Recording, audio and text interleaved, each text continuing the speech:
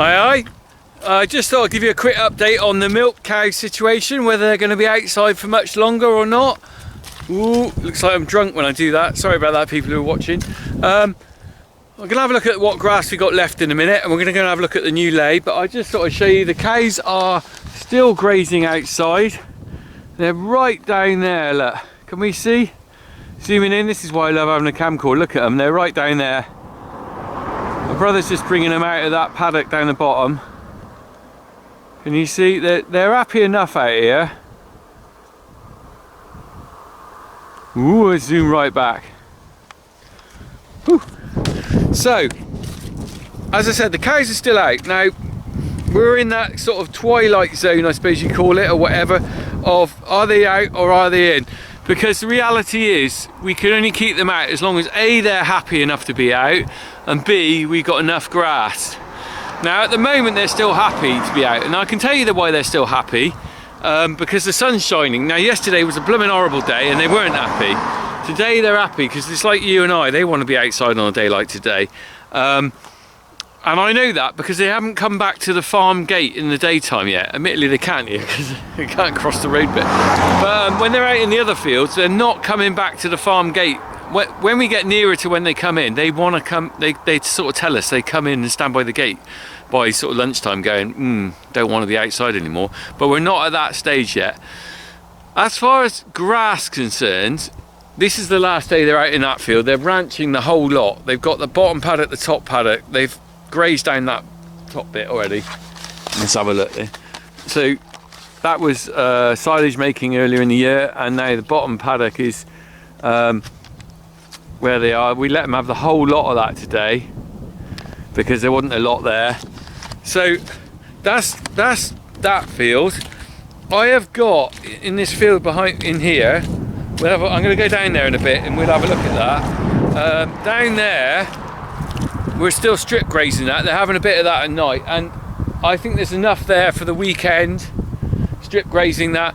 Then we are completely into ranching, so that will mean instead of them being allocated a piece of grass every day, I'm going to be on to just letting them out in the field. And the reason for that is there just won't be the quantity anywhere else for them to eat.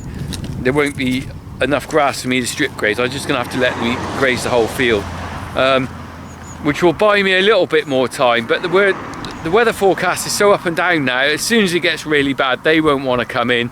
The grass is growing so slow now because the temperature has got low, because grass needs quite a warm temperature. I can't remember the cut-off point of when it stops growing, but it's something like 10 degrees or something like that. So the grass is growing slower than they're eating, so we're not getting recovery of grass in the other fields that they're not grazing at the moment. So eventually I'm just going to run out of grass for them, and I'm hoping we've got another week, fingers crossed, another week before I open the clamp, because the later I can put that off, the better, really, because at this stage I don't know what we're up against in winter. So the more I've got left over in the clamp in March, the better, really. So anyway, we'll have a look at the grass I've got left. We're also going to have a look at the new lay that's popping up. That's okay-ish. I was a little bit worried about it. I was speaking to an agronomist. He thinks it's okay. He's been and looked at it. But I thought, I don't know about that. So we're going to have a look at that. We'll have a look. We'll let these cows across. Quad bike on the back of a tractor just gone by. Trailer on the back. We'll have a look at the grass down there, and then we're going to have a look at the new grass in a minute. But in the meantime, here come the cows. They're not very keen to leave, look. This is the only thing I found when we're getting them in out of here. Look, they're quite happy down there. There's my brother walking across. A rare sight of Tom on camera. Oh, someone's just beat me. Well, there's one lonely one there, look. Just an advanced party coming up. What's all that about? Come on! Come on! Come on! Come on! Come on!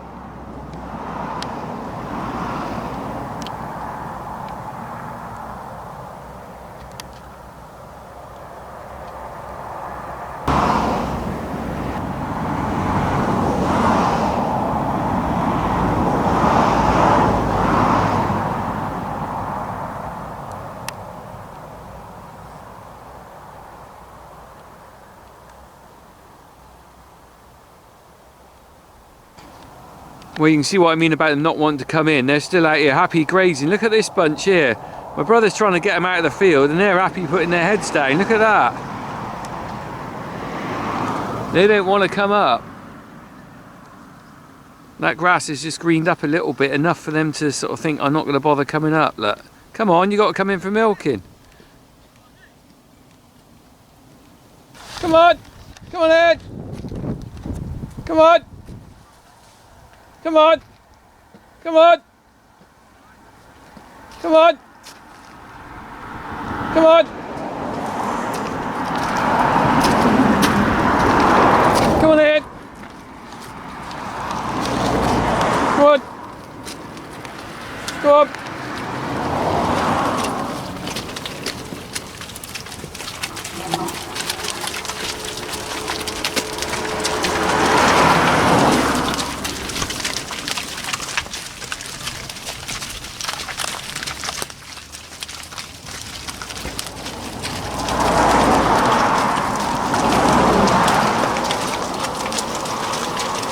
Come on.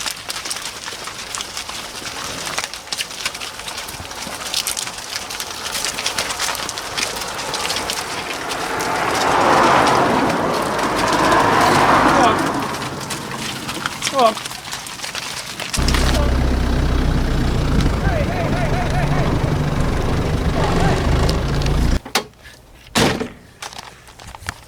Ooh, got a fly in my ear, flipping heck. Right, so I just come down here to this bit of grazing which they're going on tonight, just to show you the difference between the pasture that they were on earlier and this one. So you can see the strip line here, look. So this is where I've moved the fence to, and this is the bit they're going to have tonight. I'm not giving them that much tonight. I'm almost rationing it. Look, so it's not a massive bite here. I'd prefer it to be all about that height, but you can see here it's a bit low. So they've got an electric fence going along here to stop them going any further. So they'll eat down to that tonight. And by the time I get them in the morning, that'll be bare like that. Then they'll be going down. I'll give them a bigger chunk tomorrow. I'm hoping I can get 3 days out of that. So Friday, Saturday, Sunday. So this is the only really good bit of grass we've got on the farm now that hasn't been grazed. Most of it looks like this. Most of it is eaten down. It is growing. Look, you can see, I don't really know much about grass, but that is growth there. That's fresh growth coming up. But it's not going to bulk out now. Oh, excuse me. I think I just followed. I think I just. Ooh. I think I just swallowed that fly that was flipping, buzzing around it. What's that thing? There was an old lady who swallowed a fly. I guess she'll die. There was a funky farmer who swallowed a fly. I hope he won't die. Let's try and stay alive. Anyway, but it's very weather dependent. I mean, it's weather dependent for the cows whether they want to be inside. It's weather dependent for us, isn't it? How we feel about moods and stuff. I must admit, yesterday I felt a bit gloomy because it was a horrible day and the weather was rubbish, and you sort of thought, oh God, the cows are going to be in soon. I got a load of winter stuff in front of me. It's rubbish. Although we did have a nice thing we did yesterday, and you might have seen on my Facebook page, I posted a picture of a little hamper that me and my brother made up for a chap called Stan. Now Stan has been our feed rep since 1968. No, actually it's not true. He started being a feed rep in 1968, November 68, he told me yesterday. He actually came to our farm in 1970. That was the first time he visited, and he came for 50 years and he retired this October. So he'd seen through my grandfather, my dad, and towards the end me and my brother took it on. And it's very old school. I'll tell you how old he is in a minute because it's a bit of a shock. But every fortnight he came, and certainly when my dad was alive, came in every fortnight for a cup of tea at 10 o'clock, a bit of a catch up with his order book. Talk through how much cake you need, fertiliser, maize seed, things like that. And then my dad died, and he still carried on. And then COVID came, and to be honest, he's got a few health issues as well. So it was time for him to go. But he's actually 83. How about that? Fair play. What a thing to achieve and keep going. And I think I've said before, retirement isn't about sitting on your ass, is it? It's not about watching Bargain Hunt. It's about still doing things. He reduced his hours. So he only had 6 of us to look after on his patch. And fair play to the cow mills, Nichols cow feed. They kept him on, you know. And while he's still able to do the job, that's fantastic, isn't it? And to be honest, he could, because he was very efficient. We were rubbish at remembering to order our eco-style or our flipping fertiliser, and he'd always be reminding us to do that and everything.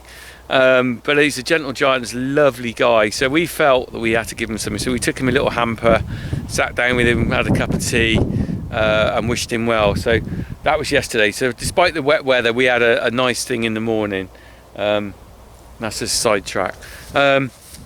Yeah, I think it's important to remember that farmers are very much a part of a community. I think a lot of these people that work in flipping offices in the Environment Agency or DEFRA or whatever forget about that. They just see us as flipping units of acres and output and blah blah blah. It's not.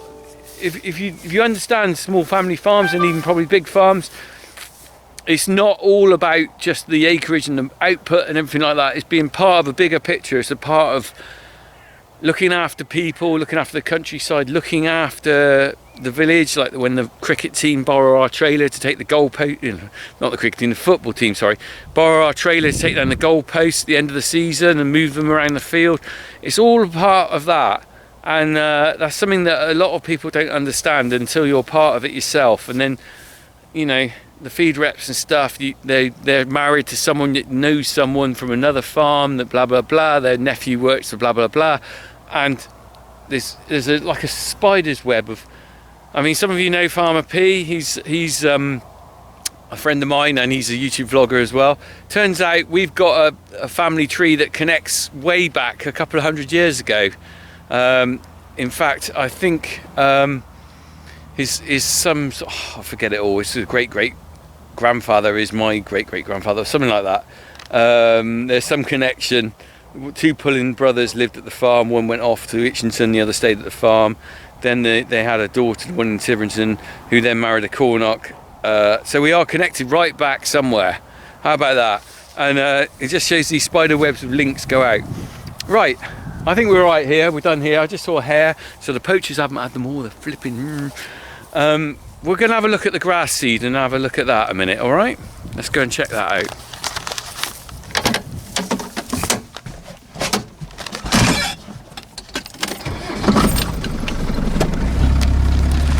Power to the people. Do, do, do. Power to the people. Do, do, do. Power to the people. Power to the people, right on. Woo.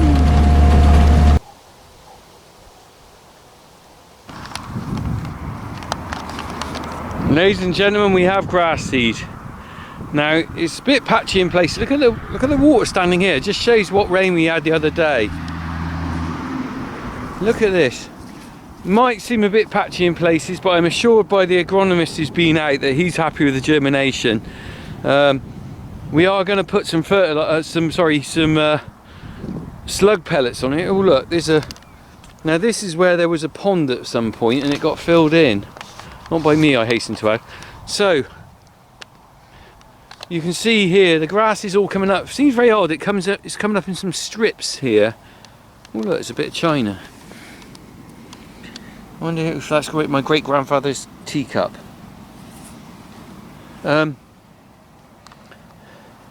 It's just starting to really start showing up. It's taken a while.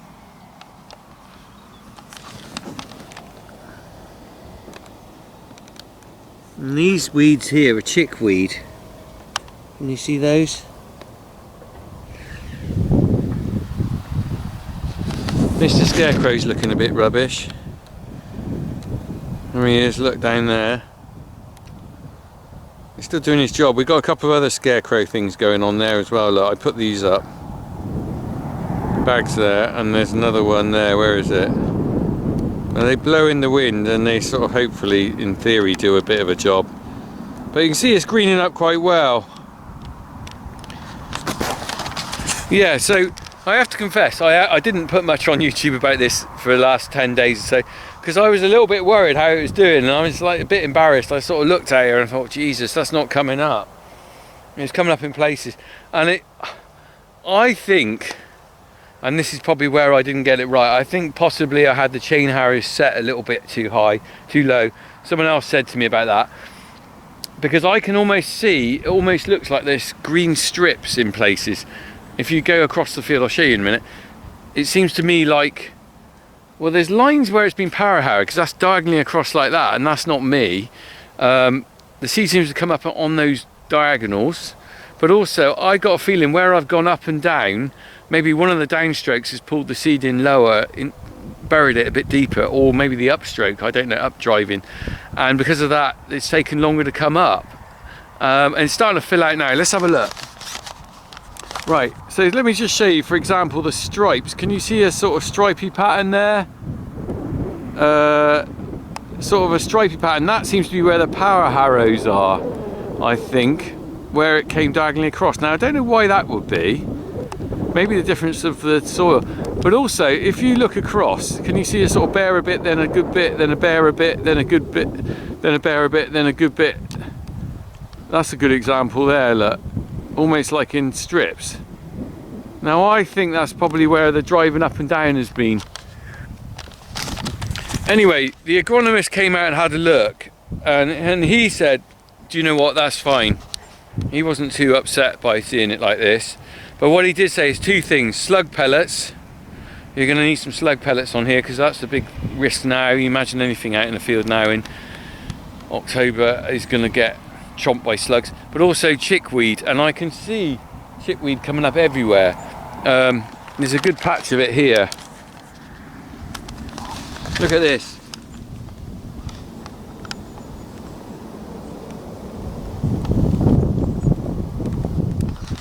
Now that chickweed is gonna, if we don't do something about that that's gonna swamp. I'm sorry, while I'm walking I'm looking down and seeing what I can see, whether there's any more bits of china, because I love looking to see if I find bits and pieces.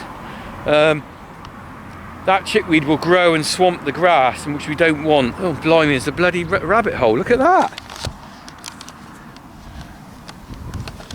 Look. Ooh. Christ, it's dug all the way to there, look. Cheeky rabbit. There's another one here. I thought, little one. I thought I had the rabbits under control. I got a friend who's doing a bit of shooting on here. You must have missed that one. Yeah, so I was saying about the spraying. We are going to be spraying this field. We're looking at spraying it probably by November. I sort of, you know, not too keen on spraying everything, but there's a point. Let me just get underneath the wire there. Woo. Old man can still climb under. There is a point where you've got to try and get that crop going well. Same with the slug pellets, not so keen on doing that. But, you know, we come this far, we've got to get this blooming grass right, haven't we? So I want to show you a video next year of the cows grazing out on there and everyone going, wow, that looks good. What I don't want to do is a video of the cows grazing out there and everyone going, wow, look at all that chickweed. Right, so there you go. So there's update the grass situation, and on both ways. We'll be updating you on when the cows come in soon, I'm sure. And hopefully you'll all be tuning in to Friday Night Live, which is coming to you. Let me just check the date of this. When is it coming? It is the last Friday of the month, the 30th of October. So tune in, Friday Night Live, 30th of October, 8 PM on the YouTube channel. Me and Harry will be debuting at 8 PM. I'm not sure whether Jack's got football till 8 o'clock. It depends whether it's cancelled for half term. If it's cancelled for half term, he'll be on with me at 8, but otherwise he could be coming in as a special late guest star. So anyway, we'll see you, if not before, we'll see you hopefully on the Friday Night Live, 30th of October at 8 PM. And the whole point of that is, it's a bit of fun with the kids. But let's face it, we all need some fun now. Come on, let's make our lives fun.